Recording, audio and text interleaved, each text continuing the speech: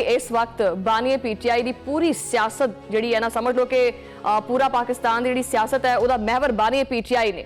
इल्जामात भी लगे जा रहे हैं उन्हां ते, धमकियां भी दित्तियां जा रही ने, इंतशार भी हैगा। तुहानूं की लगदा है कि मुल्की सियासत की जिहड़ी सिमत है वो किहड़े पासे जा रही है? बिस्मिल्लाहिर्रहमानिर्रहीम। देखो, मुल्क की सियासत की सिमत जिहड़ी है ना, वो एक चीज दस रही है कि एक तो सियासत का जिन्ना नैरेटिव है, जिन्ना माहौल है सियासत का, उहदे उत्ते पीटीआई की क्यादत का कब्जा है। और दूसरी तरफ ये है कि इस कब्जे को कायम रखने मेरा ख्याल है कि हुकूमत भी उन्हां नाल ताउन कर रही है जी, क्योंकि हुकूमत माहौल इहो जिहा बनाती है कि बस पीटीआई चेयरमैन पीटीआई उन्होंने डिस्कशन उन्होंने गिरती रहे और माहौल का टैंपरेचर जोड़ा है वो घट ना हो पाए, क्योंकि शायद हुकूमत इस मामले गिरती है कि अगर ये टैंपरेचर घट हो गया तो कितने वो इरेलीवेंट ना हो जाए।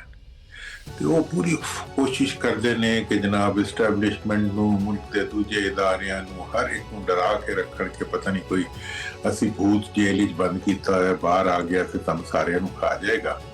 तो इस चीज़ के लिए हुकूमत जिहड़ी है वो बड़ी कोशिश नाल ये माहौल बना देती है, जिसका फायदा सियासी फायदा जिहड़ा है वो अज भी जिहड़ा है पीटीआई को हो रहा है, लेकिन उसका नुकसान जिहड़ा है वो मुल्क को हो रहा है, मुल्क की मईशत को हो रहा है, आवाम को हो रहा है।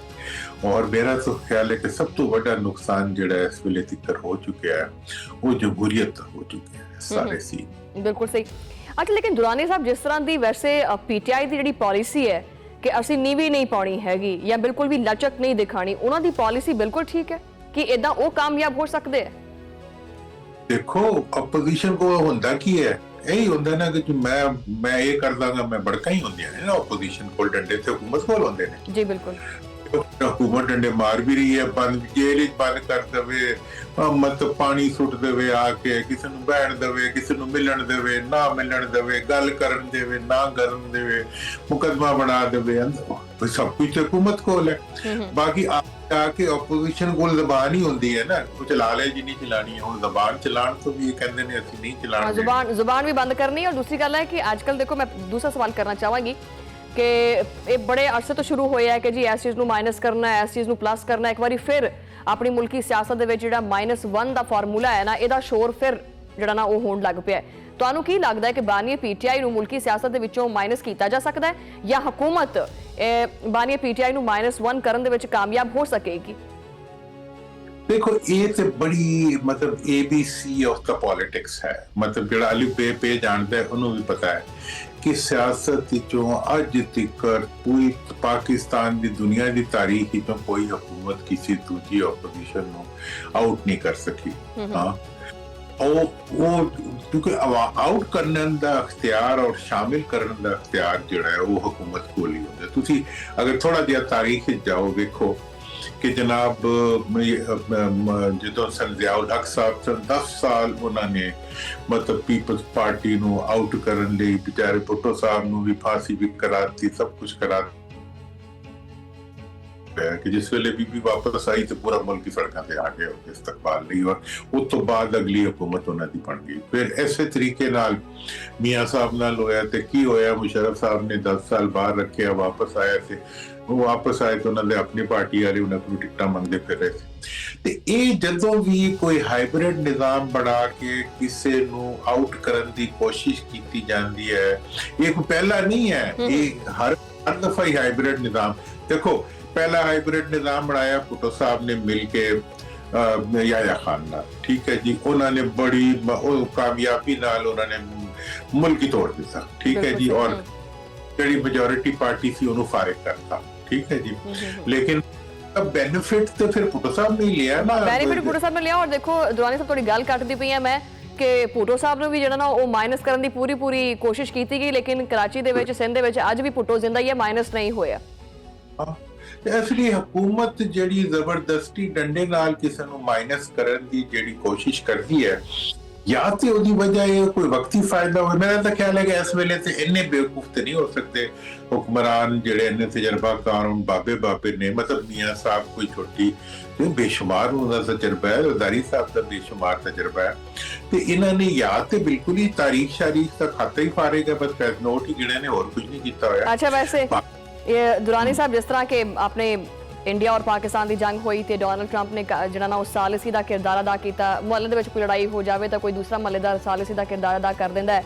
ਲੇਕਿਨ ਇਹ ਦੱਸੋ ਵੈਸੇ ਕਿ ਜਿਹੜੀ ਅੱਜ ਕੱਲ ਸਿਆਸੀ ਕਸ਼ੀਦਗੀ ਚੱਲਦੀ ਪਈ ਹੈ, ਇਹਦੇ ਵਿੱਚ ਮੁਜ਼ਾਕਰਾਤ ਜਾਂ ਗੱਲਬਾਤ ਜਾਂ ਕੋਈ ਸਾਲਿਸੀ ਦਾ ਕਿਰਦਾਰ ਇਹਨਾਂ ਦਿਨਾਂ 'ਚ ਕੋਈ ਪੈਦਾ ਹੋ ਸਕਦਾ ਹੈ, ਕੋਈ ਕਿਰਦਾਰ ਅਦਾ ਕਰ ਸਕਦਾ ਹੈ, ਦੋਨਾਂ ਪਾਰਟੀਆਂ ਦੇ ਆਪਸ 'ਚ ਮੁਜ਼ਾਕਰਾਤ ਕੋਈ ਕਰਾ ਸਕਦਾ ਹੈ?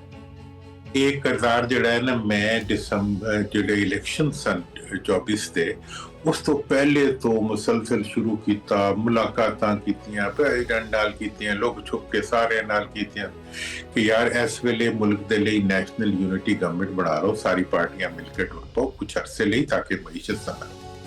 ਲੇਕਿਨ ਕਿਸੇ ਨੇ ਕੋਈ ਚੀਜ਼ ਨਹੀਂ ਸਮਝੀ। ਤੇ ਮੈਂ ਅੱਜ ਤੁਹਾਨੂੰ ਦੱਸਾਂ ਕਿ ਪਾਕਿਸਤਾਨ ਵਿੱਚ ਇਹ ਸਾਲਸੀ ਹਮੇਸ਼ਾ ਹੋਈ ਹੈ, ठीक है ना जी।